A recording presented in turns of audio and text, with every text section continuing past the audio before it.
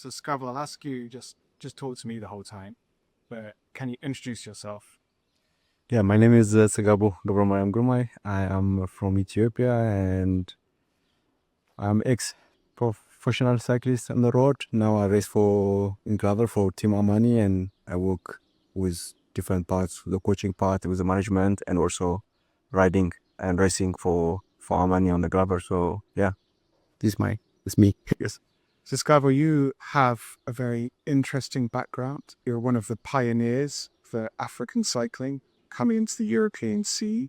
You've been on 5 World Tour teams. You're kind of in the twilight of your career. Let's start off at the beginning. What was the journey for you to become a professional cyclist? I mean, the journey I had wasn't easy as people think. I mean, when you achieve something, there is always people come on board and say, "Great job," and it's amazing. But when you look back 2010, 2011, when I want to be able to become a pro and do like Tour de France and all these things, like where we were talking, people wasn't really on board with us because there was no one from Ethiopia, from Africa. There was no one like who was in the Conti team or pro Conti team that you could look up. And I remember 2011 was like myself, Daniel Teklehaimanot, and there was another area that we tried to be pro, but we were in the UCI center. So it's like that barrier was just like we have to go through and just pass and chase for the next step. So at that time, for me, the biggest motivation was like I start cycling in my home in Ethiopia, and I don't want to go back that. I just want to do more. And when I come to UCI, I see pictures on the wall that there was a people from UCI's World Cycling Center goes to World Tour and do Tour de France, and that inspired me a lot. That was one of the changing in my head, like I could do it also. But yeah, wasn't easy to chase because there was no one in front of us. So we need to do more mistakes and figure out the mistake and achieve to the next step. So I think for me, I'm really proud of that what I did, but wasn't easy journey because people think now like the African athlete, they have talent, they could do more, but back then there was not that situation. So I'm really lucky and proud that 2012 I was one of the first Black African athlete that to be in the pro. Of course, Daniel Teklehaimanot was a screen age in that time, but 2011 we were together in the center, no team, and we were in the MTM Quebec. So with that step just changed a lot. And in a young age also you don't feel it. You just always chase. You are motivated, and like I had this drive. I want to change my life also financially because I come from poor background family and big large family. I've been hustling like since 6 years old, just try to get money for my family, help my father, and all the way. And when I found cycling, actually, it was that drive just changed it to the sport I love and just get also more money and change my life. Then on the way, I found a dream to do Tour de France. So it's just, there is always like in my life when I look back, there's a lot turning point there on my journey. So it wasn't easy, but it's kind of like amazing challenge to pass through. How did you even get into cycling in Ethiopia? So when I start like in where I live in Ethiopia, in northern Ethiopia, in Tigray, is close border to Eritrea, so the cycling is big there. So in other region, running and other sports big, but where I come from, cycling is big. And my history is like what I started is like I've been watching my brother racing, my older brother, and he was the one that very strong and winning races in the local race. So I was big fan, and I remember I was there was you have to pay like I don't know 10 cents in dollar or like it was 1 birr in Ethiopia that you to enter to the race like to watch, and I have to hide under the bridge like before people come like 6 o'clock and the race start 8 o'clock. It's just so stay there and it's like I had that love like just to because I didn't have the money, and then I was get inspired just to do cycling. I was also playing football, represented my city under 14 years old. This project we have like academy, and I was in the academy, so I was represented my region for the Ethiopian championship under 14 years old category. So I was like always active with sport. Then always bike at my home because my brother was a cyclist, and that's what I get to cycling. Actually, when you look back, actually 1960s when my father also one of those cyclists who start bike racing in my town, and I still ask him why he start cycling because there was nothing, but people love it, and there was 6, 7 people that racing in the peloton. I have still the picture. I will show you the picture. Actually, it's amazing picture, and my father is one of them. So I grow up watching his picture, and I grow up watching also my brother racing. That's the way I followed the path, and then, yeah, I guess the rest is history. But I fell in love with the cycling. What was your first bike? My first bike was so it was I start racing with this city bike that you can have, and you buy like drop 100 pound, like you change it and you have a brake, and it was like Chinese, like comes with like has a two, like the frame was like completely on the top, it has two thing. You see them now in Rwanda. Actually, they use them for the transportation and stuff. This kind of bike I was using it racing, single chainring, and then I found a local team, which is they provide us a road bike and was aluminum, Bianchi bike. So that was the bike I started. So, in through your career, what was it like being a black African in a peloton? Because it's to this day, such a rarity. What was it like for you? I mean, it was that by time I think we were like there was so much excitement. There was also so much mistakes I was doing, and there was a challenge. Something like the people I was working with, they don't understand where I come from, how to communicate, and people sometimes scared also even like to say you do this because it was just new thing for the peloton. And I remember when I joined MTN Quebec, the people was for most of them coming from European. Like this was just like this. There was a moment like you have to figure it out by yourself to fit to the system. Otherwise, it's completely different culture. That was the biggest challenge. And when the first time I come, also, I didn't speak English, and there was also big challenge on that part. And it's not easy because it's those things. It helps a lot as a cyclist. It's not only how much faster you can go, like how fast you can go in the climb. I think cycling, what I learned when I look back, is like you need to also sit in the table in the dinner, engage with the people, and you come to Europe and like all this, figure out where to stay, do your visa. There's a lot of things you have to put together, and we pass through that process because like there is something beautiful thing. I think where I come from, it teaches me without knowing, is like there is a challenge, there is a problem, but you don't know. Yeah. So you just face it. Yeah. I think I had that moment a lot. I just like I had that drive. Okay, it's a problem. Who cares? You just keep going. But there was a people also was try to help us. We were the first Black African athletes to be in peloton, and for me it was like I had a lot of support from my country back, because nobody see it's coming, because everyone think the running is the only that we could be winning and Ethiopia represented. But I was a guy that I could do cycling also. Then I become pro as like, and I could get actually good money also, salary and everything. Then people see it. This is another path. This is another thing, and that drives me more. And there was a people behind me just said me, okay, the more you do, the more you're gonna inspire kids and stuff like that. But I didn't see it for the young. I was seeing it like, okay, I'm the first one, then I need to do more. I need to get more money. I need to do more result. I need to be World Tour. I need to do Tour de France. So those goals was just mine, just chasing them. But there was so much going on behind that. I didn't see like you could inspire so many young kids, and that was exactly what happened 2012 when you think myself and Team Amani, we were the first Black African athletes to be in the peloton. Like Tsgabu Grmay was like 11 years old, 10 years old.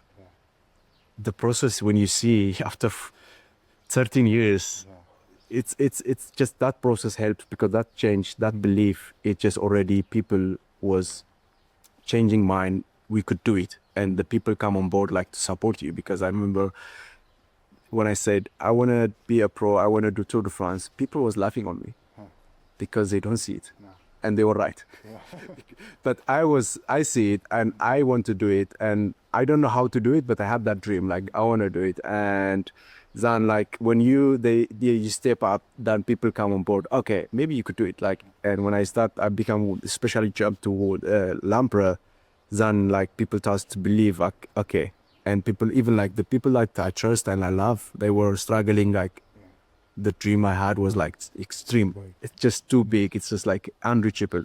But yeah, people come on board. So it's just so much when my journey is just long, and in few years it's just like it's in the first part especially, it's just you could break it in different ways. There's challenges, there's good things, there's history, there's a lot of things you could spoke in different way. So we often talk about in professional sports that the athletes are role models. And I think for the majority of us, we kind of hear that, but we don't believe it, so we don't really see it. No, But for you, it's you must see it and know it. for sure. You're a role model. Especially now, the biggest thing I see it that actually 2017 2018 I did already 2 times Tour de France, and I see, like, because I compare it to myself what it was in my journey, and I look back 2011 6 years ago when I said in the TV like I want to do Tour de France. People were against it. People were saying me I'm talking but like not good, or like people laugh on it. Nobody believe in it. And then 2017, I remember there was a kids was saying in the TV, I want to do Tour de France. And I read the comments, yes, you can do it. And the support was there. And mine was the opposite side. Then I realized like actually there is a change. The believe the people already thinks like it's possible now. So I think that's I realized, okay, I did something. But I still, at that age, I was just always chasing myself. I want to do more, because what I learned when I did Tour de France, 2 things. I had a dream that I want to do Olympic for my country, and I want to do Tour de France. This was the 2 big goals I had. And when I did that, like, I realized I make history and nobody gonna take me out. That's if you talk about cycling in Ethiopia, you will mention my name. I don't want to say that, but it's just true, because you could go back to running. Abu Bekila is the first Ethiopian that won marathon. Then a lot of runners come, and everyone has their own buzz. So I realized that, okay, the more I do actually, is the more history I make, is the more people will get inspired, and there is more possibility. And I believe in this. I was not the special one. There is more talent come on the ground, but the belief, if they knew it, they could do more. So I'm proud of that, because now I could see a lot of athletes, they are more hungry, they want to do more, and we just did nothing compared to now the generation is coming. So I'm really happy to see Binyam, what he did, because like nobody see it, it's gonna come. But when you look back 2011, the same thing, nobody see it. But that process helps, and those kids just get inspired, they want to do more. And my conversation always with the young kids is the same thing, like, we did this, but like you guys could do more. When I say you could do more, it's like you could win races, like big races. So there's no more like young kids gonna dream like to do Tour de France, like actually to win. It's all about that. And the same to me, the same like in my head, I always like, I want to be a coach, I want to guide young kids, I want to help. But when I do that, what's my goal is like, I want to have Tour de France yellow jersey winner. I don't care how many times it takes, but that's the way I think it. Because for me, it's like when I start 2006, 2007, I never think I'm gonna do Tour de France, but I did it. That was just huge. Like that journey is big. Then now, what's next for me as a person? I need new challenge that could also people think it's impossible, and that's the way. And the way I speak to the young kids also the same thing. And that was also gives me more energy when I said, like, back to that, like when people said me it's impossible. And even sometimes, like also myself, like when I come to Europe first time 2011, raining, I remember the under 23 national cup I was racing, just big peloton, like I said, this is not cycling. But I didn't give up. That's the best thing happened to me. I didn't give up. And there is you within yourself, actually, it tells you it's impossible. Like you said you want to do Tour de France, but you're suffering here. So like that thought, it's also powerful, but I beat that. And that, then the people say to you also it's possible. So those things, you beat those things, like you could achieve whatever you want. And because of that, I believe with the right way, with the right support, with what we have now, with more the internet, the new generation, kind of there's big things we could do, and like that's the way I see it. So it's connected what I want to do and like what I did actually. So it feels like full circle that you're at the Amani project now. It is. Can you tell us what the Amani project means to you? So yeah, the Amani project means is like you see one kid, he was just passing here, 18 years old, he's standing. I was racing before he born. That'll happen more and more often.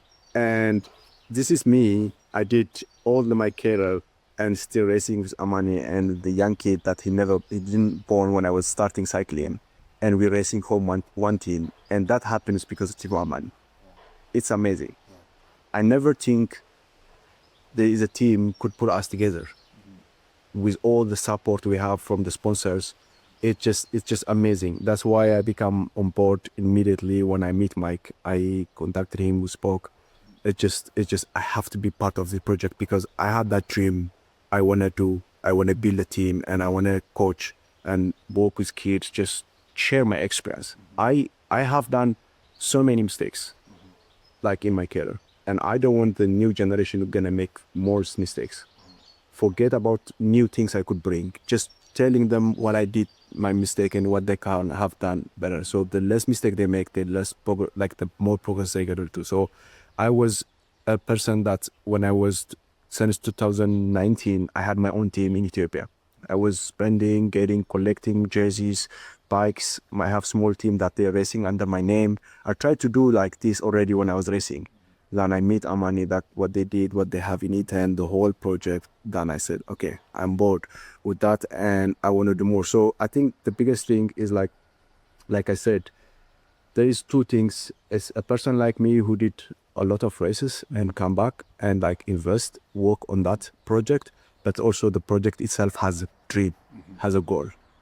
And you need people also like me and also people outside who has knowledge, experience to put together. And I believe there is a talent on the ground. So I think it's when you look back 6-7 years for me is like when I think there will be a team he will have only African athletes, focus for African athletes and try to change their life and make them to the top of the level.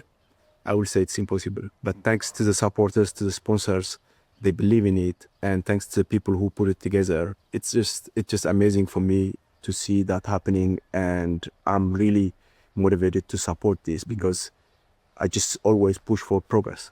Like we need to progress. We need to do two things, like progress or fail, and when you fail, we learn.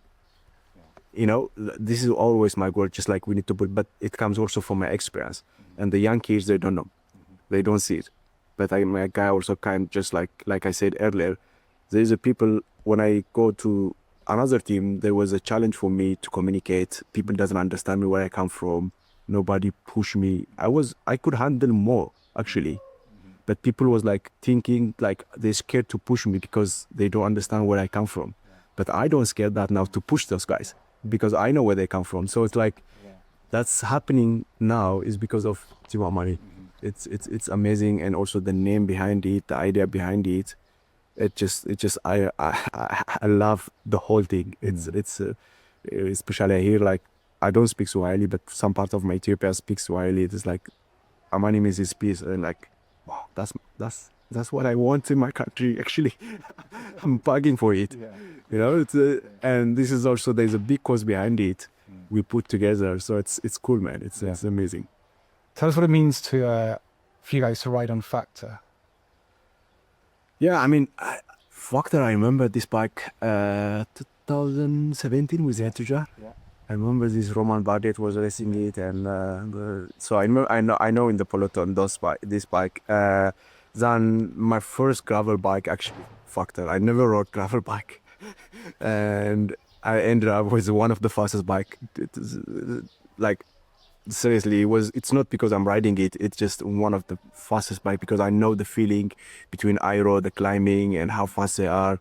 I understand. I'm very details guy also, like how they accelerate in the descent. When you brake them, you let the brake, how the bike goes by itself. I'm already looking all these details, and when I see the Factor, like I was thinking, this bike is gonna crash me. It's like it's fast. It's too fast. It's like with the skill I had, And I always say to the guys, like, we have the fastest bike. We should use this as an advantage just to go better and to progress. So it looks really amazing, but to riding it is really more comfy. So this is the bike that I'm riding in the gravel, and I really love it. I'm man, I could ride this bike for the next 5-10 years in the gravel.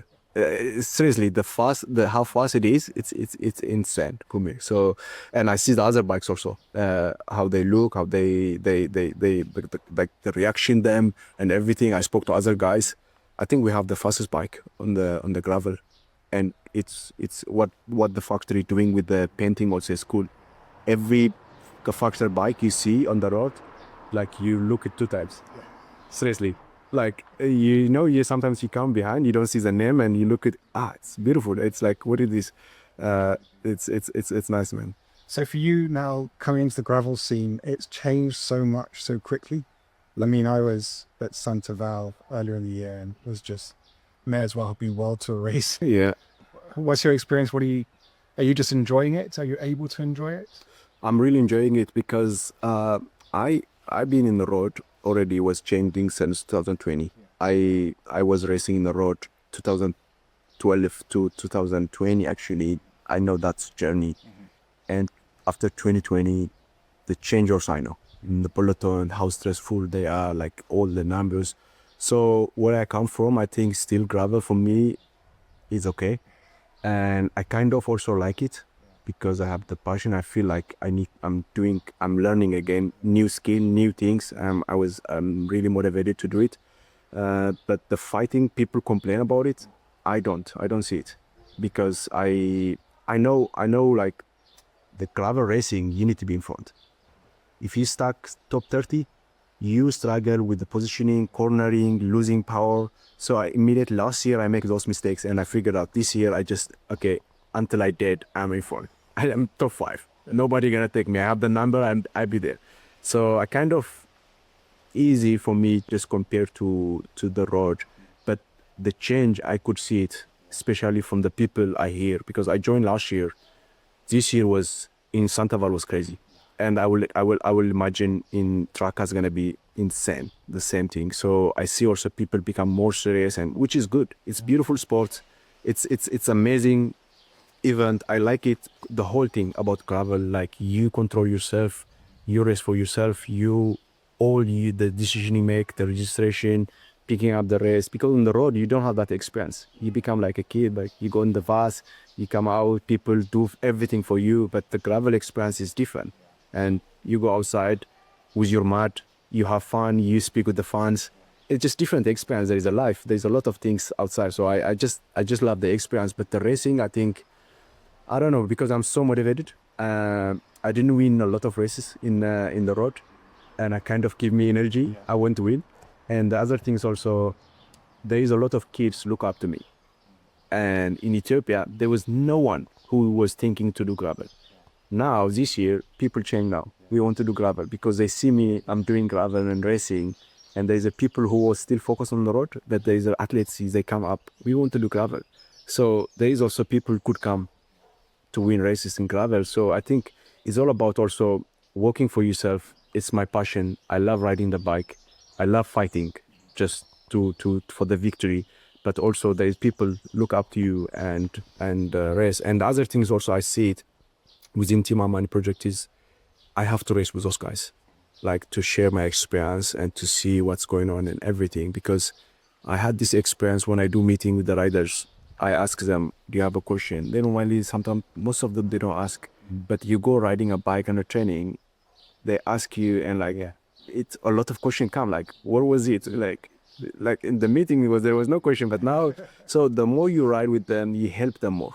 And the race, the more you race, is the more you help them. I always said, this is my motivation, is like, I spoke to Mike always, like, the guys come and winning, that's what I could actually step up and full focus behind it. But until that, I just keep pushing at those guys, and we push each other in the right way to get where we have to be, because that's something I want to do within Team Amani, to motivate our sponsors to motivate the people who look back, because I don't want Team Amani is only the cool team, they're doing different. Also, I wanted Team Amani winning races. So it's because it's all about, for me, racing is all about winning. That winning is two things. If you progress, you are on the right track. It's still, you fail, you make a mistake to try to win, you're still in the right track because you fix and you go up. So it just, for me, that's what I'm focused within the team, just to get where we have to get. And that's also the people will support us and the fan will engage. And there's a lot of fun also thing happen like this. We are from the same Mlar culture. We have a lot of fun that no team has. We dance, we play, and that exactly I wanted, like also we win. So, but it has a time because it's just different. The generation is different, the knowledge is different, where we come is different. The sport itself is new for Africans, so there's a time to connect all the dots. Because when you look, I have a lot of friends in Girona that they ride with me from UK and from different, those 18-year-old kids, where they come from, their mind, they sharp, they know what's going on.